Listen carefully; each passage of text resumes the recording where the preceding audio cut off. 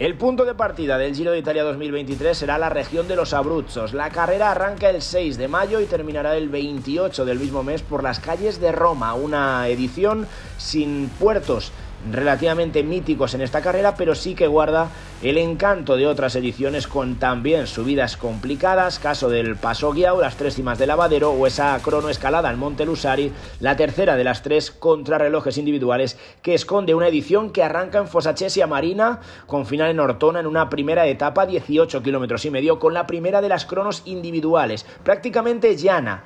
Es una edición con un recorrido sencillo en su inicio, con un último kilómetro con cierta complicación en ese ascenso a la ciudad de Ortona, primera oportunidad para que los Remco y Primož Roglič se midan en ese cara a cara contra el reloj. Será el primer día de relativa dureza de este Giro de Italia para un fin de semana que terminará de manera más plácida con la segunda jornada entre Teramo y San Salvo, 204 kilómetros, una jornada cómoda, con pocas dificultades. Es verdad que con el paso por localidades emblemáticas del Tirreno Adriático, una de las primeras 6 etapas que superarán los 200 kilómetros de longitud. Etapa para los velocistas, dando paso a esa tercera jornada, Basto-Melfi, también por encima de los 200 kilómetros. Algo más de complicación en el tramo final. En la subida a Melfi puede deparar bastantes complicaciones y sobre todo en los pasos anteriores por el lago di Monticchio y el Valico La Croce pueden esconder alguna trampa que dificulte una llegada masiva. La etapa número 4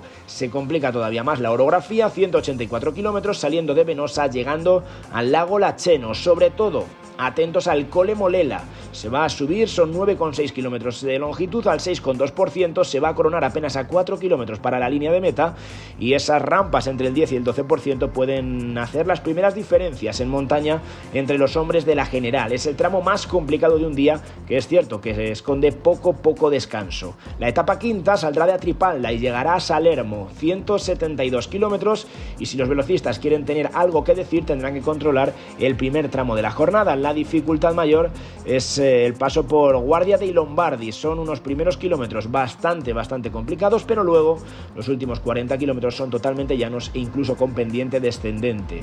Algo similar sucede en la siguiente etapa, número 6, transcurrirá por Nápoles, 156 kilómetros, termina esa continua ascensión, sube y baja en la zona de Pompeya y a partir de ahí línea recta hasta el paseo marítimo de Via Caracciolo, ideal para que llegue una fuga y si por el contrario quieren controlar, los sprinters se la puedan jugar. Etapa número 7, primera etapa de montaña, llegada al Gran Sasso, subida interminable, 45 kilómetros. Los 26 kilómetros finales son los más complicados, los más duros los 4 últimos, con una media del 8% de desnivel que pueden alcanzar rampas del 13. Una jornada dura para empezar a seleccionar a los hombres más fuertes de la carrera. Una etapa larga también, 218 kilómetros de longitud. Etapa número 8, otra por encima de los 200, Terni-Fossombrone.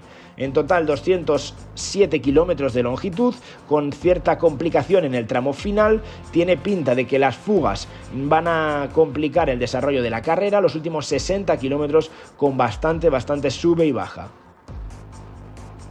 Etapa número 9, llegamos a Cesena, otra crono individual, totalmente llana, 33 kilómetros 600 metros. Habrá que ver si Remco Evenepoel, si Geraint Thomas, si Primož Roglič, quién es el hombre más fuerte para establecer.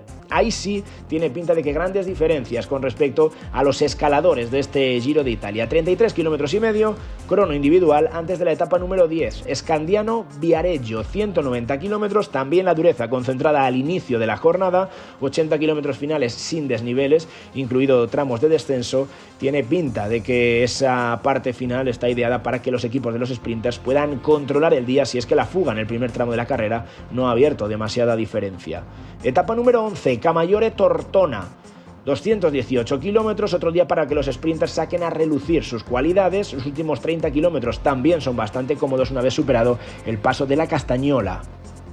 Otra etapa, como decíamos, por encima de los 200 kilómetros, 218 concretamente.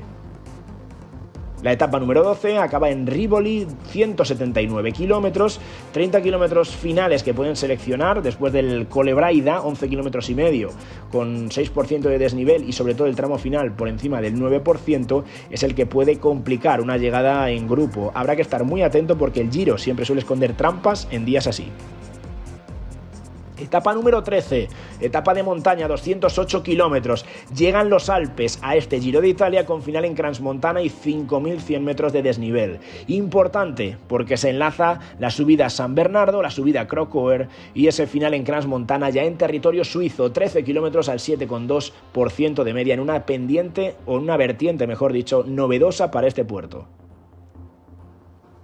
Ese final es el más complicado del día, también hay que tener en cuenta los 15 kilómetros del Crocoer y sobre todo los 34 de la cima Coppi del Gran San Bernardo sin grandes pendientes, pero con una dureza contundente por la continuidad de su ascensión. Etapa número 14, Sierre Casaño, Mañano, 194 kilómetros. La subida al Simple Pass muy lejos de meta. En los primeros 50 kilómetros de la etapa dejan paso a 100 kilómetros prácticamente llanos, que tiene pinta de que si los velocistas consiguen pasar ese primer tramo en territorio suizo, podrían incluso jugarse la victoria al sprint. Etapa número 15, final en Bérgamo, sube y baja constante. La subida a Valpiana con rampas de más del 10% puede marcar el desenlace de la carrera, con muchos tramos que recuerdan a los que atraviesa muchas veces el Giro de Lombardía. No será una etapa sencilla, pero dará paso a esa jornada de descanso, la última antes de llegar al tramo final de la carrera. Etapa 16, final en Monte Bondone, 198 kilómetros, vuelven los Alpes y otra vez 5.000 metros de desnivel positivo en el Trentino. La primera parte transcurre a lo largo de la costa occidental, del lago Garda se sube Santa Bárbara, luego después el paso di Bordala, descenso hasta Rovereto, se sube Matassone y a partir de ahí subida a Serrada y la subida al Monte Bondone, más de 21 kilómetros con rampas del 15%, con una media del casi el 7% en la etapa 16. La etapa 17 es la más cómoda. Jornada de transición, prácticamente cuesta abajo. Etapa completamente llana antes de la traca final, 192 kilómetros, final en Caorle y con ninguna dificultad en el recorrido. Los sprinters apuran sus opciones de jugarse las victorias de etapa. Etapa 18, nos acercamos al final en Maldizoldo, 160 kilómetros, jornada más corta, pero sin ser cimas demasiado altas, ese final encadenado puede complicar y mucho la existencia a los corredores. Cuidado con la subida a Coi, casi 4 kilómetros por encima del 10%, rampas de casi el 20% y desde allí subida y bajada hasta Palafavera. Muy interesante y muy entretenido ese desenlace antes de la etapa 19, una llegada mítica a las 3 cimas de Lavaredo, 182 kilómetros de longitud, la etapa reina del Giro de Italia, etapa para marcar en rojo en el calendario, alta montaña, Dolomitas, Made in Giro de Italia.